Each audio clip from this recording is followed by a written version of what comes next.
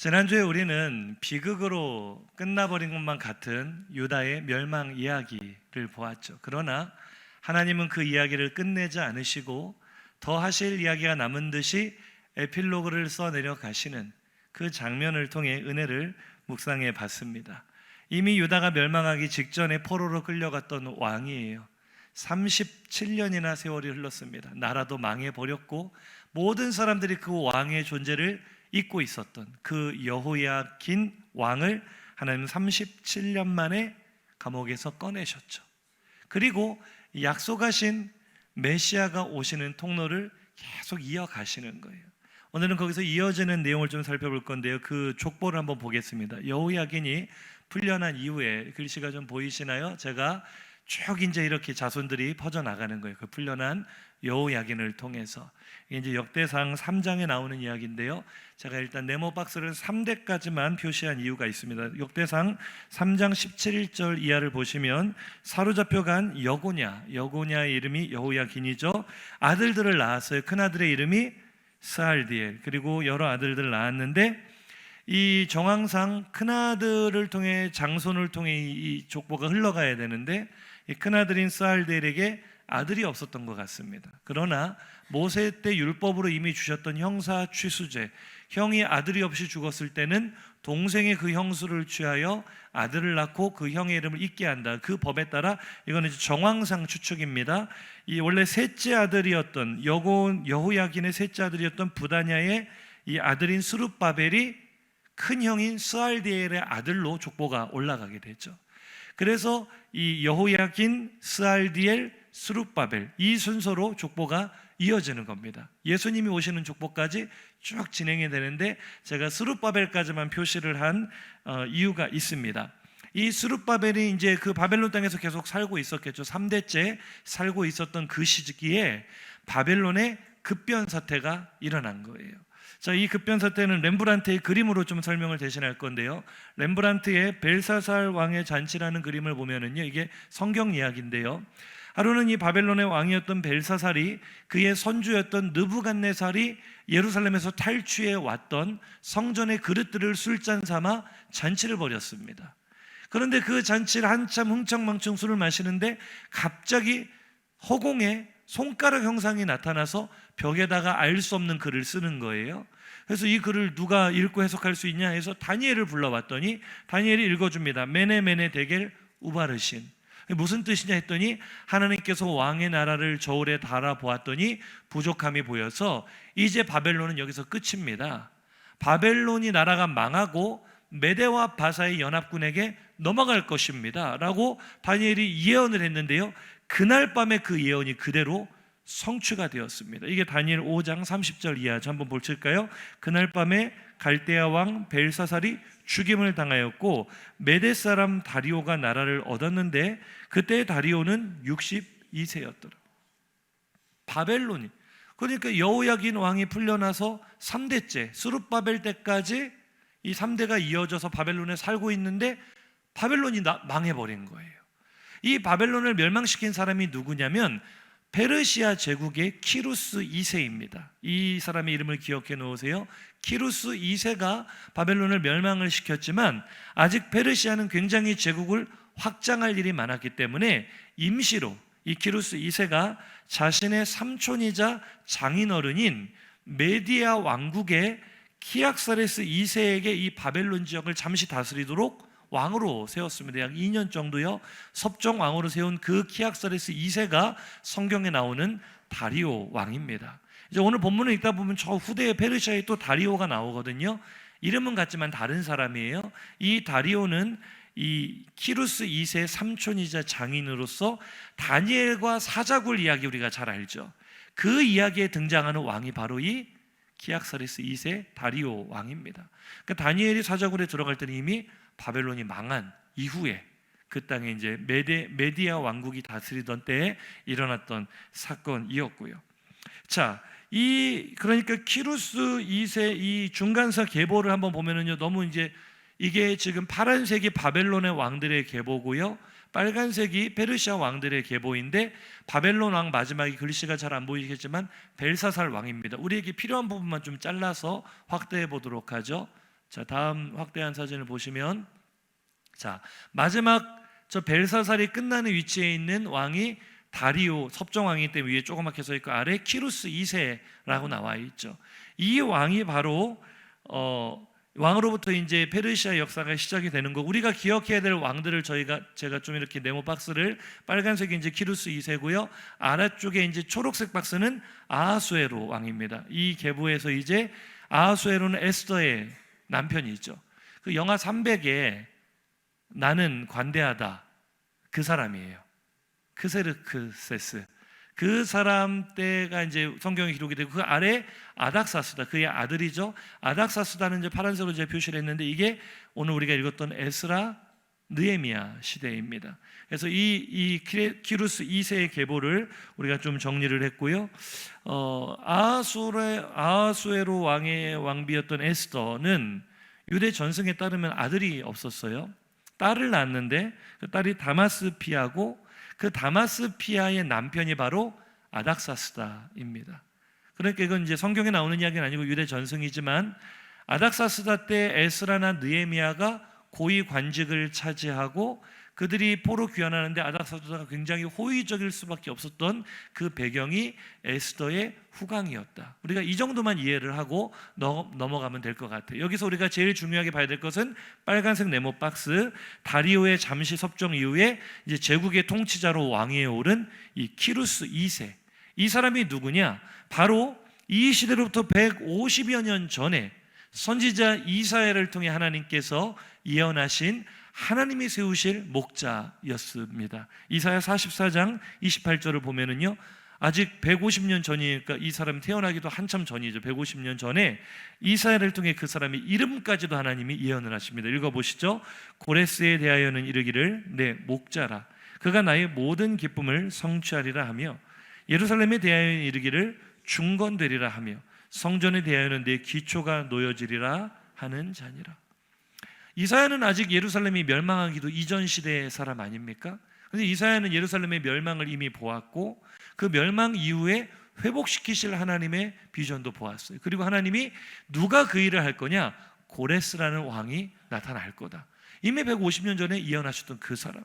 예레미야도 동일한 예언을 했습니다. 고레스라는 이름을 언급하지는 않았지만 70년이 지나면, 포로 70년이 지나면 유다 사람들이 예루살렘에 돌아와서 성전을 재건하게 될 것이다. 이 모든 예언이 고레스와 연관이 되어 있는데요, 실제로 이 고레스는 이 주변을 다 정리를 하고 페르시아 제국의 왕위에 오르자마자 이런 칙령을, 모든 사람이 깜짝 놀랄 만한 칙령을 발표를 하는데요, 그것이 바로 오늘 본문의 내용입니다. 이제 사전은 내려가도 되고요. 오늘 본문 에스라 본문 1장 2절에서 3절 함께 읽어보시죠. 시작. 바사왕 고레스는 말하노니, 여호와께서 세상 모든 나라를 내게 주셨고 나에게 명령하사 유다 예루살렘의 성전을 건축하라 하셨나니, 이스라엘의 하나님은 참 신이시라. 너희 중에 그의 백성된 자는 다 유다 예루살렘으로 올라가서 이스라엘의 하나님 여호와의 성전을 건축하라. 그는 예루살렘에 계신 하나님이시라. 너무나 놀랍지 않습니까? 하나님을 모르는 이방 왕입니다. 바사라는 것은 페르시아를 한자로 음역한 페르시아 왕이라는 뜻이에요. 페르시아 왕 고레스는 하나님이 나에게 이 온 세계를 내게 주셨음을 믿는다라는 거예요. 그리고 그분이 이방인인 나에게 말씀하시기를, 이스라엘의 하나님은 유일한 참 신이신데 그를 위하여 성전을 건축하라 내게 명령하셨기 때문에, 바벨론 때 이 땅으로 붙잡혀온 유다 사람들은 전부 다 돌아가도 좋다. 유다 땅으로 돌아가서 너희 하나님 여호와의 이 성전을 건축하라. 놀라운 조서를 내리는 거예요. 믿을 수 없는 기적 같은 일이 하루아침에 벌어진 겁니다. 그래서 이 일을 수행하는 총독이 누구냐? 이 유다 사람들을 모아서 예루살렘으로 데려가고 거기서 성전을 짓는 일을 하는 지도자가 바로 우리가 서두에 살펴봤던 여호야긴의 손자였던 스룹바벨인 거예요. 할렐루야. 인사하시죠. 하나님의 이야기는 끝나지 않았습니다. 이제 연대표를 한번 보여주세요. 글씨가 이제 조금 보이시나요? 조금 더 확대할 수 있으면 좋을 텐데요. 크게. 이 1차 제가 지금 네모 박스로 이제 표시해 놓은 것이 이제 스룹바벨 시대 이제 포로 귀환이 일어나는 고레스 칙령입니다. 고레스 칙령이 일어났던 그 시대, 바로 스룹바벨이 중심이 되어 성전 재건 프로젝트에 들어간 거죠. 그런데 문제는 저 빨간색 박스를 보시면 성전 재건이 순탄하게 이루어지지를 못했어요. 스룹바벨이 이제 유다 백성들을 다 이제 많이 데리고 와서 이 예루살렘에 도착하자마자 성전 기초를 놓았습니다. 그러자 이제 그 땅에, 사마리아 땅에 이민족이 들어와 살다가 그 소식을 듣고는 와서 우리도 같이 성전 짓자라고 떠보다가 아니다, 우리 손으로 지을 거다라고 거절을 하자 이 사람들이 이제 회방을 놓기 시작합니다. 그래서 이제 그 당시에 이제 고레스가 칙령을 내리고 얼마 후에 전쟁에 나가다 죽거든요. 그의 아들인 캄비세스 2세, 캄비세스 2세가 왕이었는데 이 왕에게 이 회방 놓는 사람들이 막 이렇게 조서를 올리는 거예요. 당신은 이 예루살렘이 역사 대대로 어떤 땅인지 모르십니까? 여기는 산지라 거기에 성을 쌓으면 아무리 적군이 공격해도 함락시키기 어려운 성이고 이 사람들이 여기다 성을 쌓으면 페르시아 제국에 큰 해가 될 것입니다 라고 막 모함하는 글을 써서 올려요. 그 내용이 에스라 4장 4절부터 쭉 기록이 되죠. 그래서 그 땅 백성이 그 건축을 방해하고 그 계획을 막았습니다. 그래서 23절 이하 한번 읽어보시죠. 어떻게 됐습니까? 그들이 예루살렘으로, 계속 읽어보세요. 급히 가서 유다 사람들을 보고, 넘어가야죠. 자막 지금 방송실 정신 차리고, 시작. 그들이 예루살렘으로 급히 가서 유다 사람들을 보고 권력으로 억제하여 그 공사를 그치게 하니 이에 예루살렘에서 하나님의 성전 공사가 바사왕 다리오 제2년까지 중단되니. 캄비세스 2세 때 조서가 내려서 그러면 그 성전 못 짓게 해라, 명령이 내려와서 그 공권력에 의해 성전 공사가 중단이 됐는데 후대 왕 다리오 때까지니까 16년 동안 공사가 중단이 된 거예요. 그러니까 우리가 여기서 역사를 한번 되짚어 봐야 된대요. 사진 빨리빨리 내려가세요. 한번 했으면은 역사를 되짚어 봐야 되는데요. 처음 스룹바벨이 예루살렘으로 우리 가자, 성전을 짓자라고 해서 다 끌어모아서 데려간 사람들의 숫자가 에스라 2장 64절에 보면은 총합이 42,360명입니다. 42,000, 약 4만 명. 하나님께서 모세 때 애굽에서 불러내어 민족을 삼으신 숫자가 남자 장정만 60만 명, 여자와 노인, 어린아이까지 200만 명에 이르는 숫자였으니까 4만 명이라는 숫자는 새로 나라를 건설하기에도 힘들지만 이미 다 무너진 황폐한 땅에 가서 다시 도시를 재건하고 성전을 짓기에는 너무나 턱없이 부족한 숫자예요. 그러니까 수는 적은데 사명은 막중합니다. 그들의 잃어버렸던 신앙 정체성을 살려야 되고 성전도 세워야 되고 다음 세대들에게 이 의미를 가르쳐야 되는. 그런데 절대 다수의 유대인들이 이 일에 동참하지 않았다는 것, 4만 명밖에 나오지 않았다는 것은 사실 깜짝 놀란 하나님의 은혜 아닙니까? 그런데 그 은혜에 감격하여 예루살렘으로 돌아온 사람이 4만 명밖에 되지 않았다. 이 말은 당대 많은 유다 사람들이 이미 바벨론에서 수십 년 동안 삶의 터전을 잡아버려서 이거 포기하고 못 간다. 하나님께서 예루살렘에 자유를 주신 것은 참 다행한 일이고 감사한 일이지만 나는 못 간다. 주저앉은 사람들이 대다수였다는 거예요. 그러니까 그나마 나선 4만 명은 우리로 말하자면 믿음이 좋은 사람들, 안 좋은 사람들? 믿음이 매우 좋은 사람들. 오늘 예배하는 우리들처럼요, 세상 사는 일에 바삐 우리의 시간을 써버리지 않고 하나님을 예배하기 위해 이 자리에 나온 우리와 같은 사람들인 줄로 믿습니다. 이 예배자들이 얼마나 귀해요. 그런데 예배를 방해하는 요소들이 생기잖아요. 우리가 하나님의 성전을 세워나가야, 오늘날 우리가 성전이니까 우리가 예배자가 돼야 되는데 이 사마리아의 이민족들이 예루살렘 성전 건축을 방해했던 것처럼 우리의 예배를 방해하는 요소들이 많아요. 오늘도 이 자리에 예배 가운데 못 나온 성도들이 많거든요. 어떤 분들은 삶의 고난과 어려움이 너무 크고, 어떤 분들은 일이 너무나 바쁘고 많아서, 어떤 분들은 너무 피곤하거나 병이 들어서, 어떤 분들은 마음에 상처나 아픔이 있어서 여러 가지 방해 요소로 이 자리에 나오지 못하고 쉽게 주저앉아 버릴 때가 있다는 거죠. 이때 하나님께서는 주저앉은 우리의 심령을 다시 일으켜 세워주시는 격려와 위로의 하나님이신 줄로 믿습니다. 힘은 약한데 사명은 막중하다.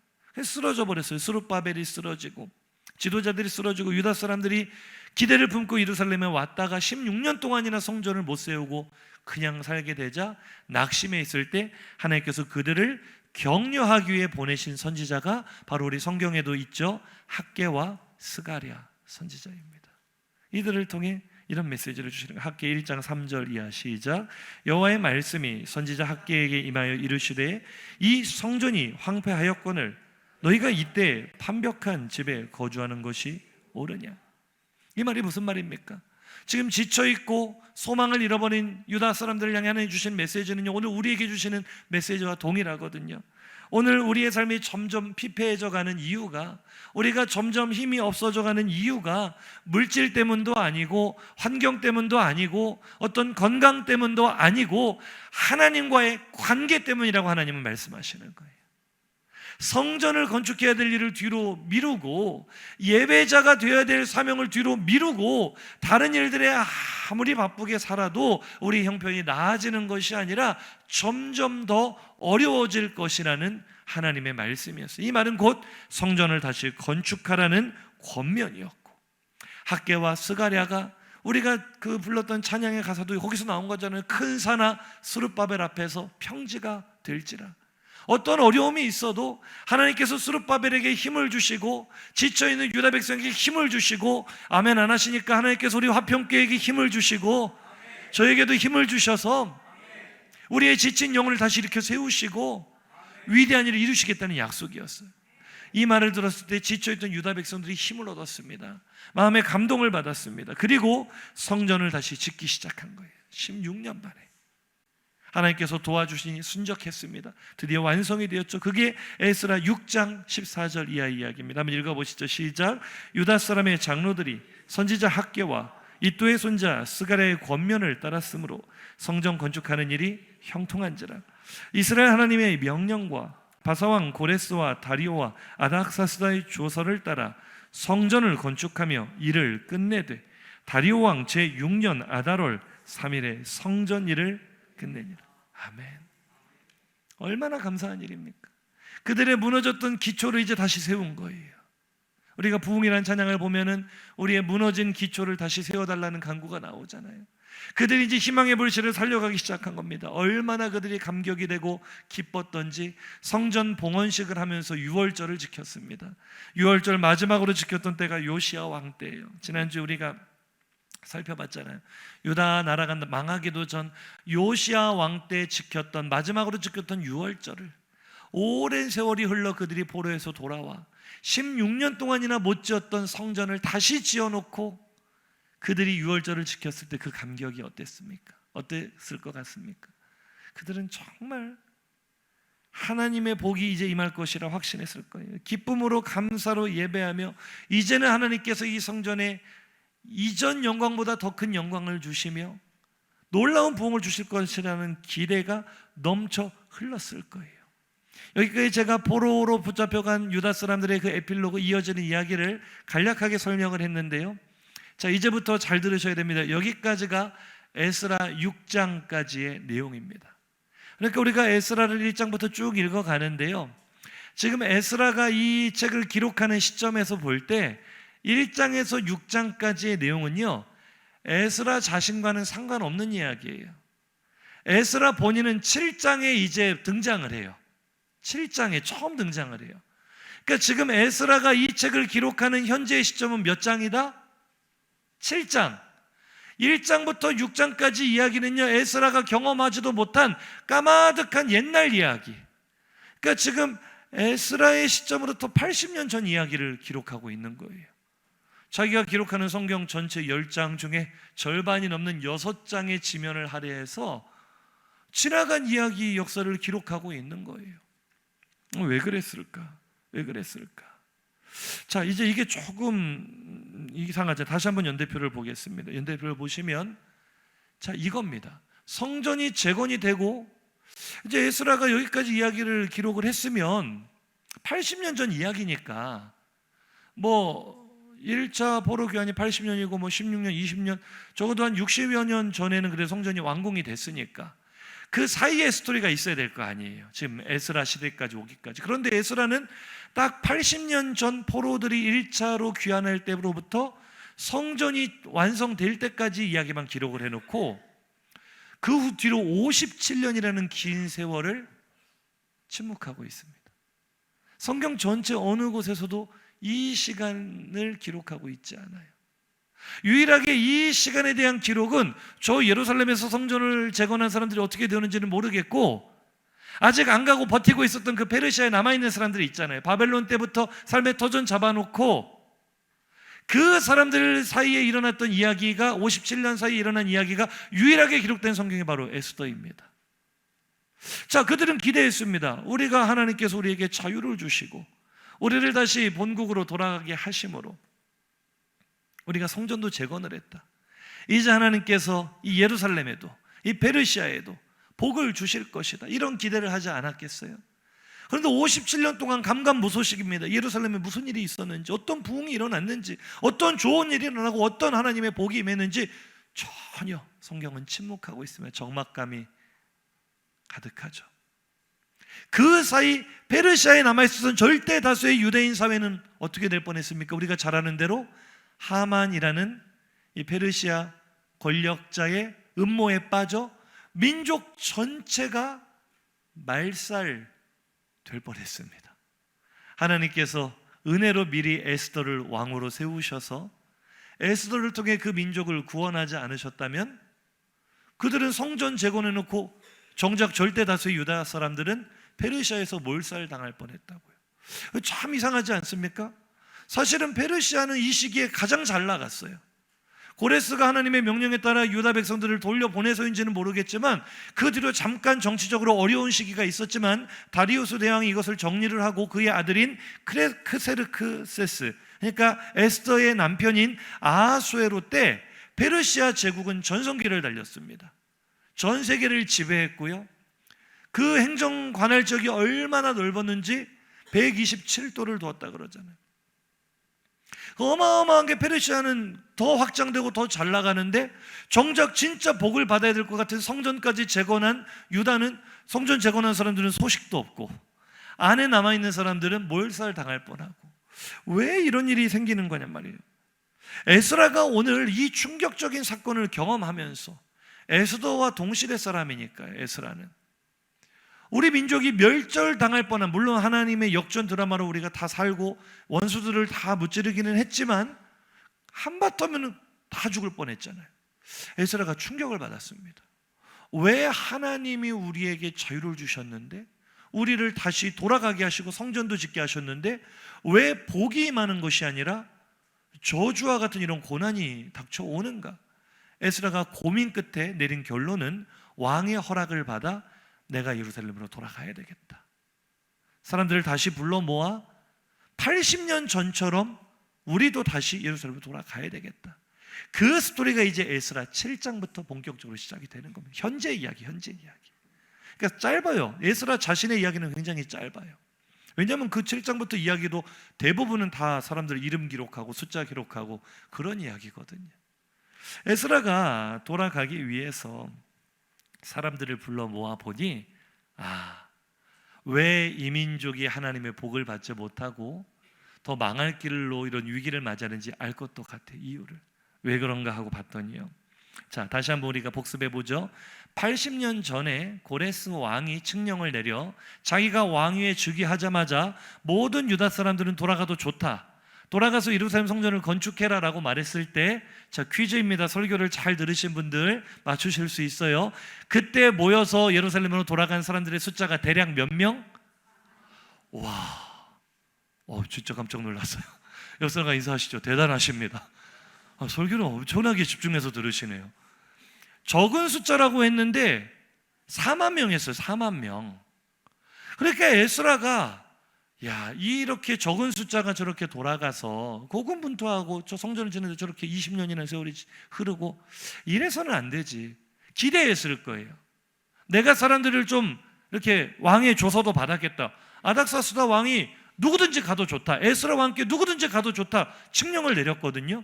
기대했을 거라고요. 그래도 1차 때보다는 더 많이 가야지. 4만 명 우리가 힘을 북돋아주기 위해서는 더 많이 가야지. 그런데요, 80년이 지났잖아요. 이미 한 세대가 지나갔잖아요. 에스라가 모은 사람이요, 제가 계산기로 다 두드려 봤어요. 그 합이 안 나오더라고요. 에스라 이제 8장부터 나오는데요, 숫자를 다 합을 해보니까 1516명이었어요. 탄식이 나오시네요. 공감해 주셔서 감사합니다. 몇 명? 1차 때 4만 명이었는데 2차 때 에스라가 80년이 지나 한 세대가 지나 보니 여러분, 이 다음 세대 교육이 이렇게 어려운 거예요. 80년대 4만 명도 너무 초라했는데 한 세대 지나고 다음 세대 때는요, 그나마도 이 삶의 터전을 버리고 하나님을 위해 돌아가겠다는 하는 사람이요, 거의 실종되다시피 한 거예요. 1500명. 이게 말이 됩니까? 에스라가 기가 막힌데요, 더 기가 막힌 일은 따로 있었어요. 그 1500여 명 모아놓고 에스라가 3일 동안 한 명 한 명 몇몇 이렇게 기록을 하다 보니 충격을 받았습니다. 왜? 에스라 8장 15절 시작. 내가 무리를 아하화로 흐르는 강가에 모으고 거기서 3일 동안 장막에 머물며 백성과 제사장들을 살핀즉 그 중에 레위 자손이 한 사람도. 놀렐루야.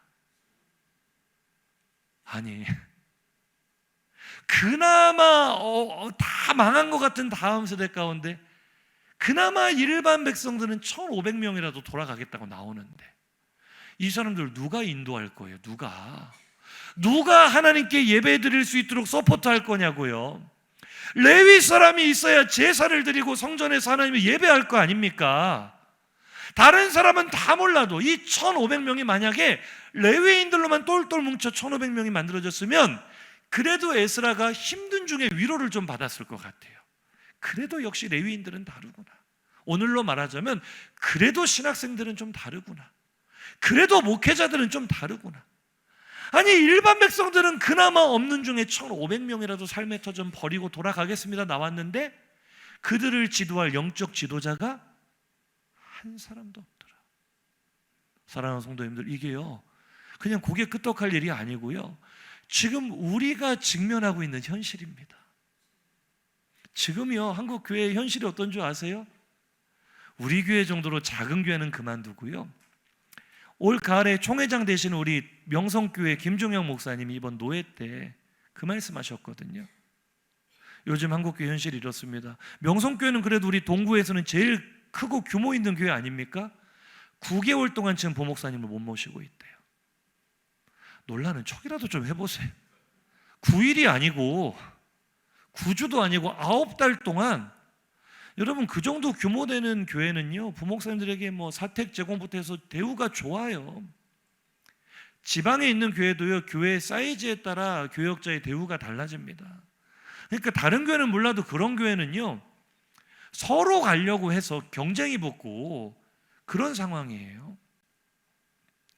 지금 지방에 있는 제가 사역했었던 부교역자로 있었던 교회도 출석 성도가 4,000명이 넘는다고 말하는 큰 교회 아닙니까?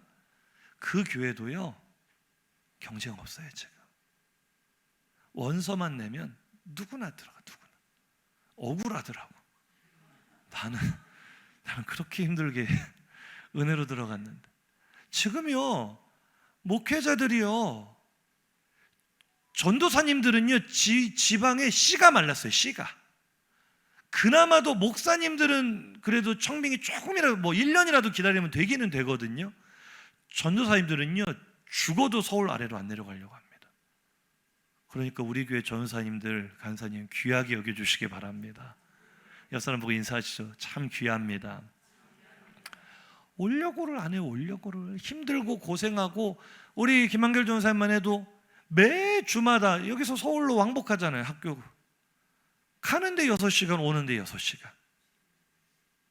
귀하게 여기시고 긍휼히 여기시고 많이 격려해 주시기 바랍니다.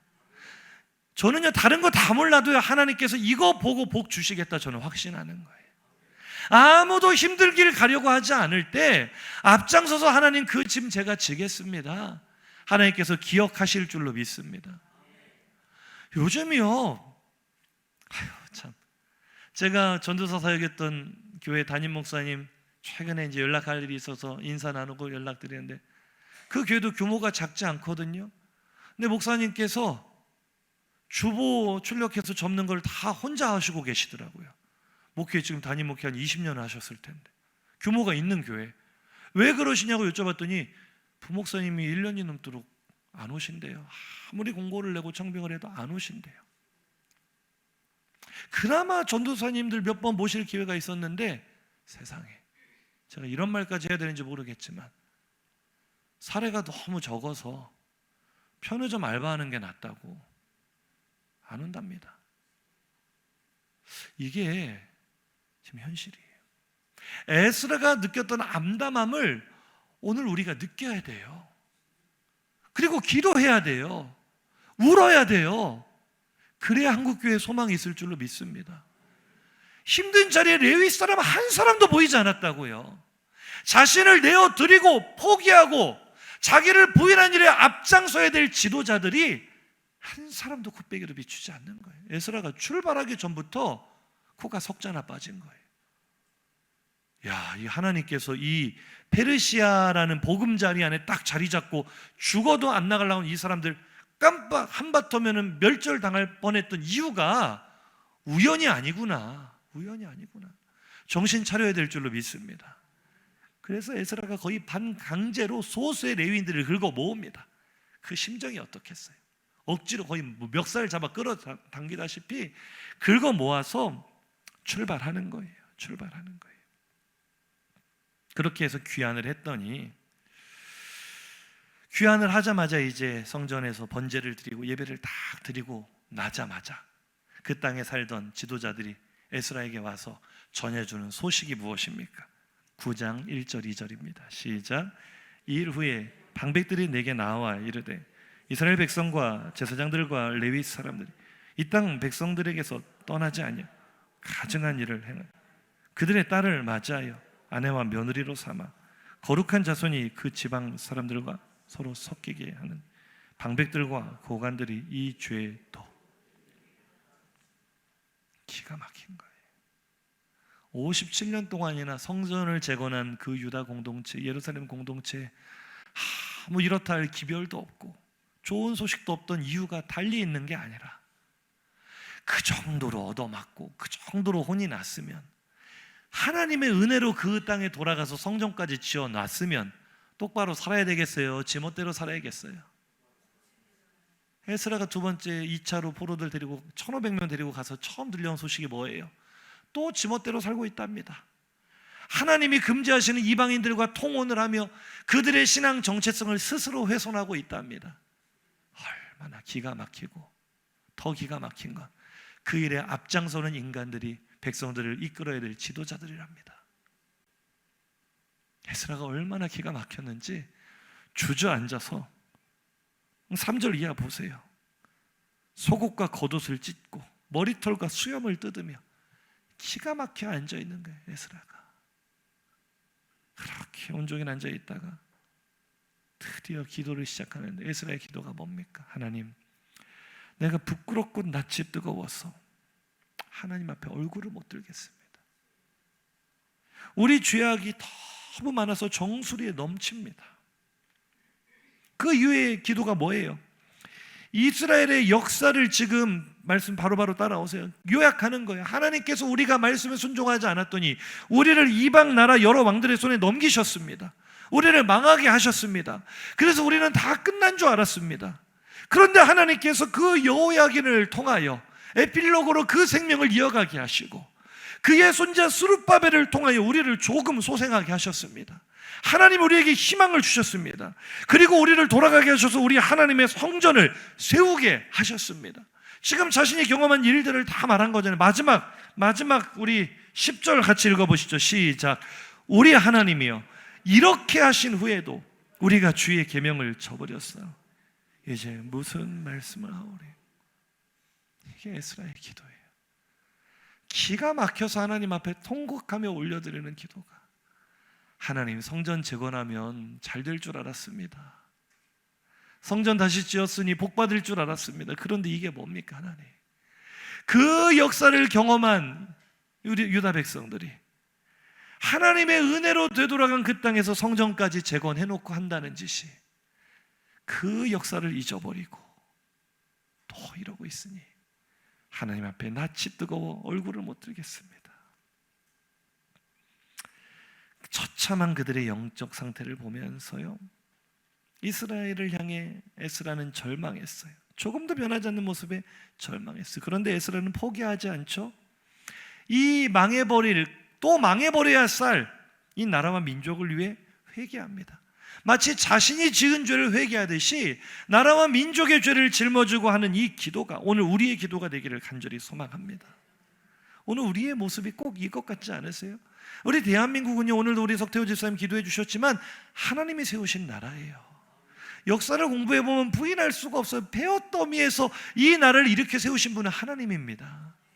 한국 교회의 부흥 역사와 대한민국의 부흥 역사가 같이 가요. 역사를 조금만 들여다보세요. 그런데 그 사랑으로 일어선 이 나라 대한민국이 오늘 영적으로 깊이 타락해 있지 않습니까? 정치 지도자들부터 앞장서서 하나님의 창조 질서를 거스르는 포괄적 차별금지법, 한마디로 동성애 합법화하는 법이에요. 이런 일들이 앞장서고 온 이 나라가 기가 막힐 노릇 아닙니까? 문제는 나라가 그런 것보다 더 큰 문제는 그런 현실을 바라보며 에스라처럼 기가 막혀 통곡해야 될 한국 교회가요, 영적으로 더 침체되어 있는 거예요. 나라와 민족을 위해 회개해야 될 교회가 더 무너져 있는 거예요. 에스라는 이 상황 속에서 깨달았습니다. 에스라와 느헤미야는 동시대거든요. 그리고 이 두 성경의 주제는 동일합니다. 따라합시다. 하나님의 집을 재건하라. 이 두 지도자에게 하나님께서 주신 사명은요, 1차로 포로들이 귀환을 하여 예루살렘 성전을 재건했음에도 불구하고 하나님의 집은 재건되지 않았으니 에스라와 느헤미야, 너희들이 가서 무너진 하나님의 집을 재건해라. 이게 에스라와 느헤미야의 중요한 신학적 주제거든요. 에스라가 깨달은 거예요. 이전에는 에스라도 성전이 건축되면 하나님의 집이 재건된 것 아닌가? 그런데 도착해보니 알겠어. 아, 하나님의 집은 건물이 아니구나. 아멘. 하나님이 말씀하시는, 하나님이 다시 세우기 원하시는 하나님의 집은 하나님과 우리의 관계구나. 이걸 깨달은 거예요. 이것이 회복되지 않으면 아무리 성전 건물을 재건을 해도, 아무리 많은 사람들이 다시 예루살렘으로 돌아와도 우리의 미래는 없구나. 이걸 깨달은 거예요. 처참한 영적 현실 속에 에스라가 이걸 깨닫고 이 에스라 성경을 기록을 하는 겁니다.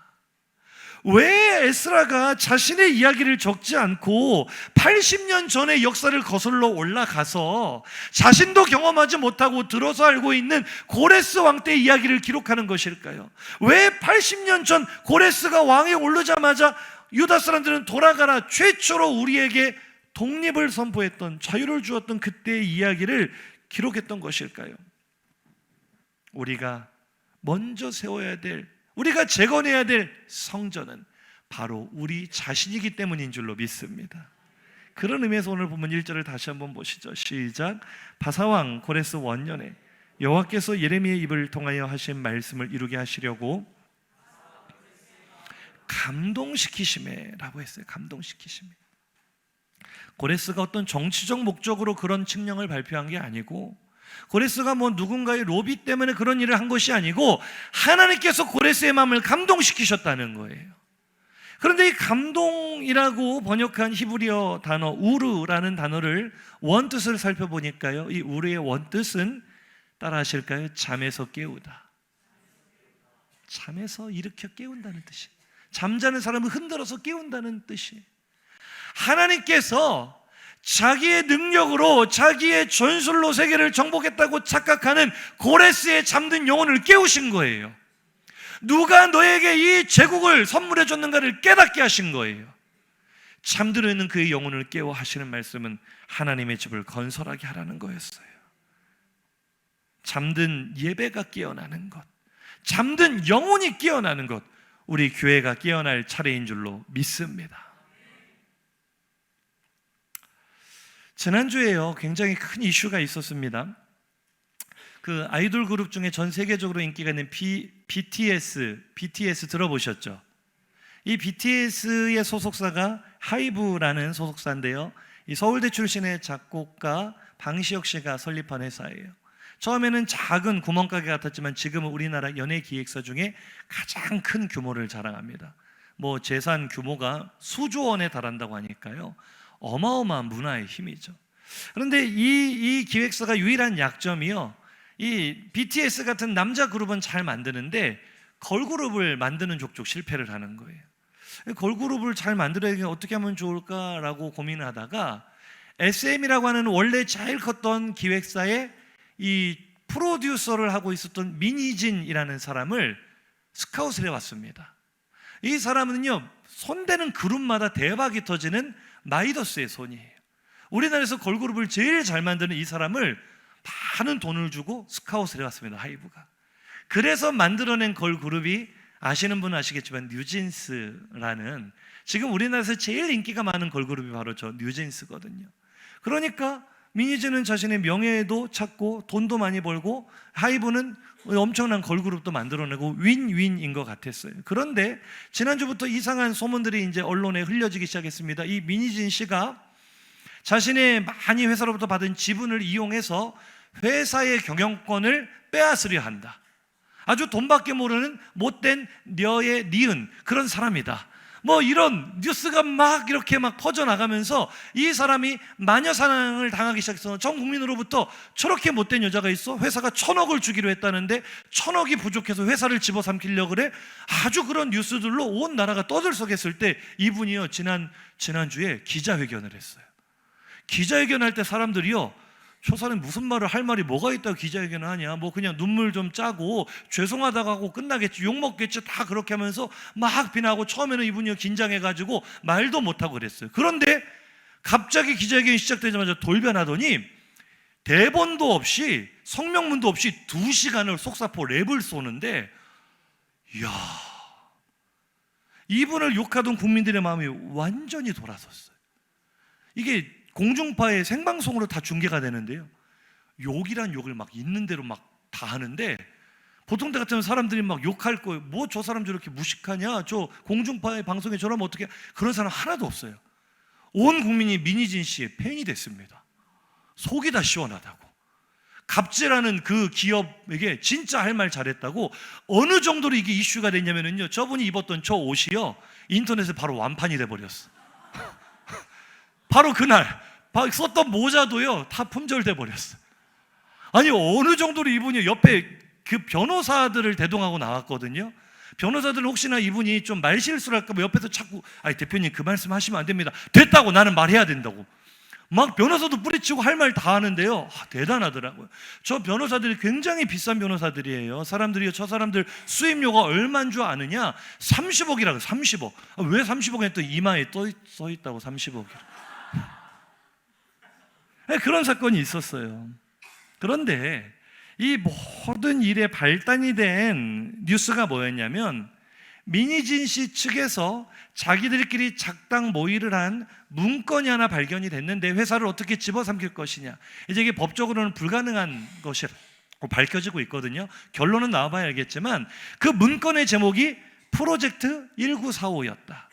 프로젝트 1945라는 문건이 발견되었다는 거예요. 1945가 뭡니까? 우리나라가 광복한 해죠. 1945년.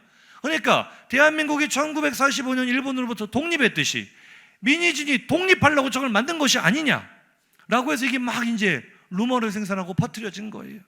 이 프로젝트 1945, 아니 저는 뭐 저분을 뭐 변호하거나 그러려고 뭐 하는 건 아니고요. 결론은 나와봐야 압니다. 법적인 건 따지겠고 그렇게 하겠지만 저는 프로젝트 1945에 꽂혔습니다. 독립, 광복. 그리고 가만히 생각해 보니까요, 이 고레스 칙령이 이스라엘 유다에게는 광복이잖아요. 맞죠? 잃었던 빛을 찾은 거 아닙니까? 잃었던 자유를 찾고 잃었던 생명을 찾은 사건 아닙니까?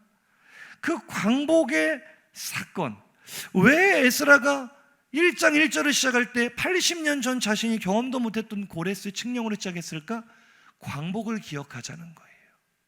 그런데 이 광복의 특징은 자신의 힘으로 얻어낸 것이 아니라 어느 날 갑자기 기대치 않은 순간에 선물처럼 주어진 것이라는 겁니다.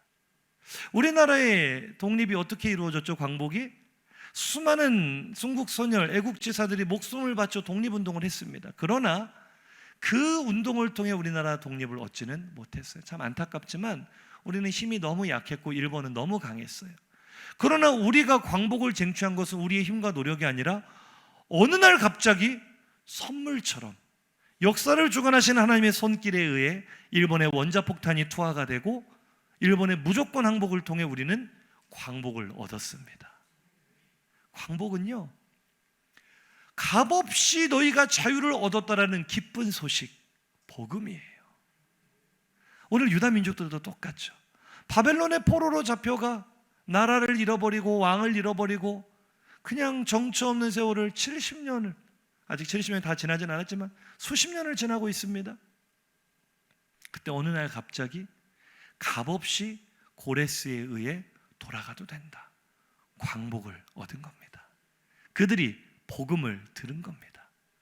얼마나 감격스러웠겠어요. 그리고 자, 아까 도표를 보시면 고레스의 칙령의 1차 광복을 맞이한 그 시점으로부터 오늘 에스라가 2차로 사람들을 모아 돌아갈 때까지, 제가 설교 중에 계속 이야기했지만 그 시간적 간격이 몇 년? 80년이요. 80년. 참 재밌는 것은요, 1945년 우리나라 광복을 얻은 지 80년이 되는 해가 바로 내년 2025년입니다. 우리의 회복 원년이 되기를 주의 이름으로 축복합니다. 1차, 2차 포로 귀환 시대를 삭자마다 1년, 2년, 5차가 있기 때문에 어쩌면 올해일지도 몰라요. 우리는 광복의 감격을 기억하고 있느냐는 거예요. 하나님께서 값없이 우리에게 주신 그 은혜를 기억하고 있냐는 거예요. 어느 날 갑자기 내게 주신 구원의 은혜. 오늘 에스라가 이 에스라서의 절반이 넘는 분량을 할애해서 80년 전 과거 이야기로 돌아가는 이유는 복음으로 돌아가자는 외침인 줄로 믿습니다. 우리 생각해보자. 80년 전에 우리는 생각하지도 않았는데 하나님은 선지자들을 통해서 70년이 차면 우리를 돌려보내시겠다는 그 약속을 지키시려고 하나님은 손꼽아 그날을 세고 계셨다. 우리는 기대도 안 했는데, 우리는 회복될 거란 꿈도 꾸지 않았는데 그분이 값없이 우리의 구원을 이루셨다. 그때 우리는 얼마나 감격했냐는 거예요. 그때 우리는 얼마나 기뻤냐는 거예요. 그런데 지금 그 기쁨이 너무나 희미해지지 않았는가? 오늘 이 자리에 있는 우리는 어느 시점에선가 하나님을 인격적으로 만난 줄로 믿습니다. 예수께서 내 죄를 대신해 십자가에 죽으시고 나를 죄와 저주의 사망에서 건져내셨다는 구원의 감격을 경험하신 분들인 줄로 믿습니다. 그때의 감격을 생각해 보라는 거예요. 우리가 다시 세워야 될 하나님의 집은 건물로서의 성전이 아니라 바로 뜨거웠던 하나님과의 그 관계인 줄로 믿습니다. 그 복음으로 돌아가자. 네가 자유를 얻었다는 그 감격으로 돌아가자. 코로나 이후 많은 교회들이 예배가 정상화되었다고 합니다. 그런데요, 코로나 이후로 정말 많은 교회들이 침체되어 있습니다. 영적으로 침체되어 있습니다. 우리 교회는 어떠세요? 매 주마다 새 가족이 등록을 한다고, 청년들이 점점 늘어난다고 괜찮아 보이세요? 아닙니다. 스스로에게 물어보세요. 우리는 예배 때마다 복음의 감격과 기쁨을 사모하고 있습니까?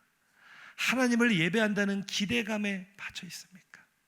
우리 성도들은 너무나 잘하시기 때문에 제가 지금 드리는 말씀이 잔소리가 될지 모르겠지만 1분 1초도 놓치지 마세요.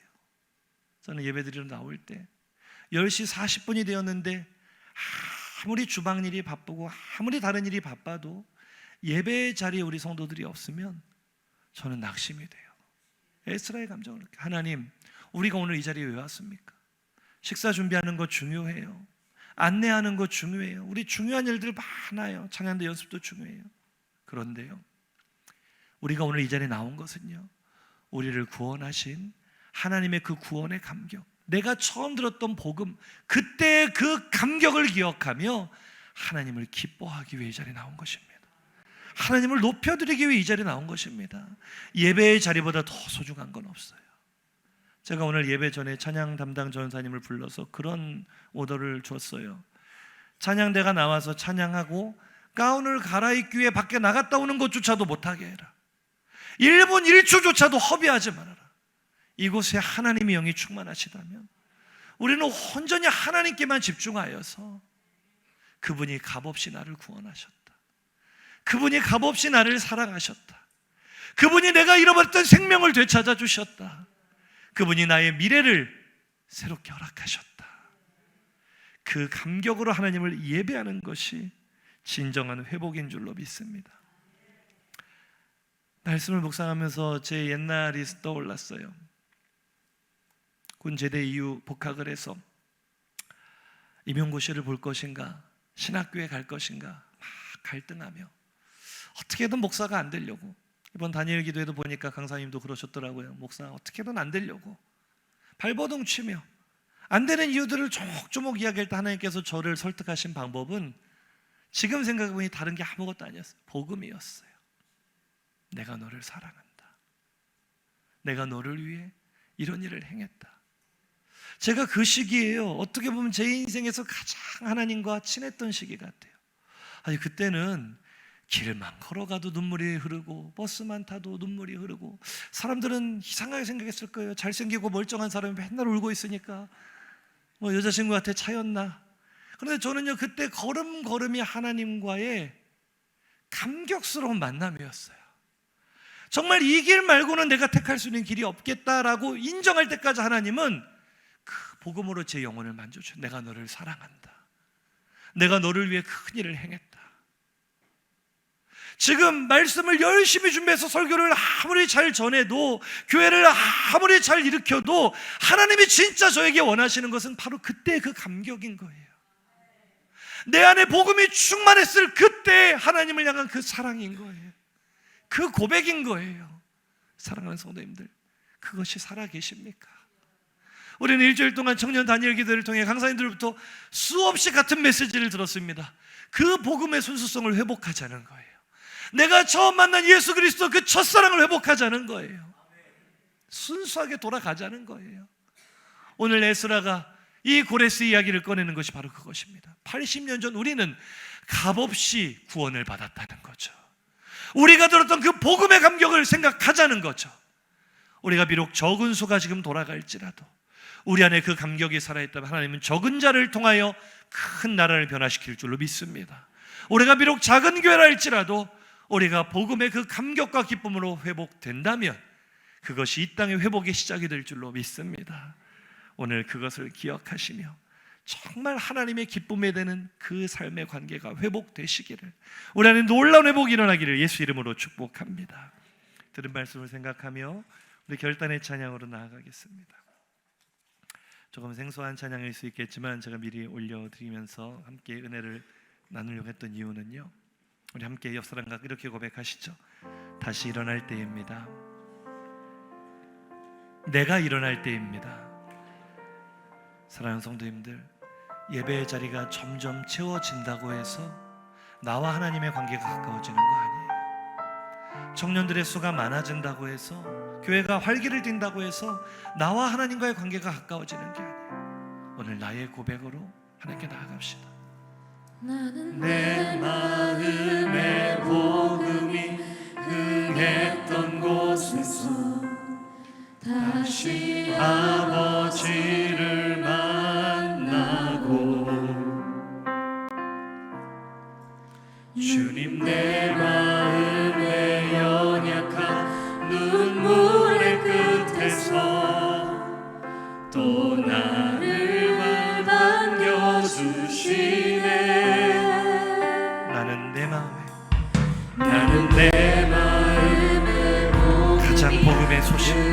내 마음을 감동시켰을 때는 언제입니까? 내가 하나님의 사랑에 사무치듯 눈물을 흘리고 하나님과 깊은 교제를 나눴던 그때로 돌아갑시다.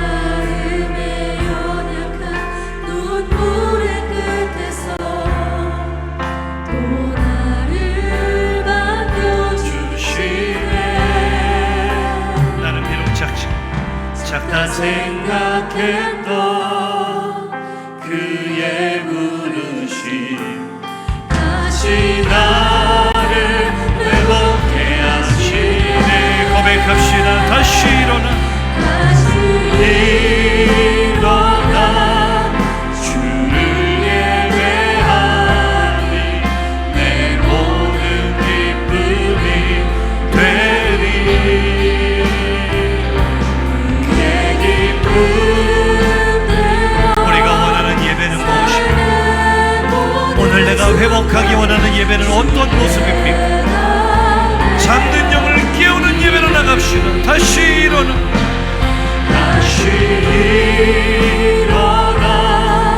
주를 예배하니 내 모든 기쁨, 삶의 어떤 문제보다, 삶의 어떤 일보다 하나님이 우선이 되고 잃어버린 하나님과의 관계가 회복되는 것이 우리의 소원입니다.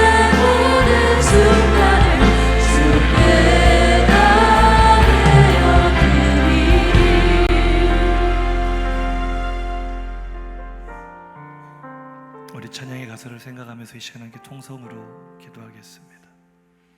내 마음에 복음이 흥했던 때는 언제입니까? 내가 처음 예수를 만났던 때는 언제입니까? 내 마음이 복음에 대한 감격으로 뜨거웠던 때는 언제입니까?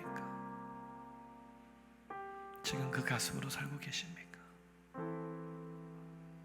그것이 없으면 아무리 우리 교회가 외관이 화려해져도, 아무리 멋진 건물을 세워도, 아무리 사람이 많아져도 그곳에 회복의 역사는 일어나지 않습니다.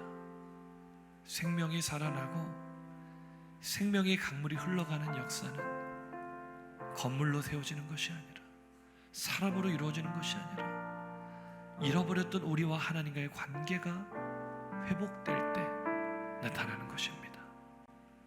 오늘 이 시간 다른 그 무엇보다 내 인생 가장 하나님과 친밀했던 때를 떠올려 보십시오.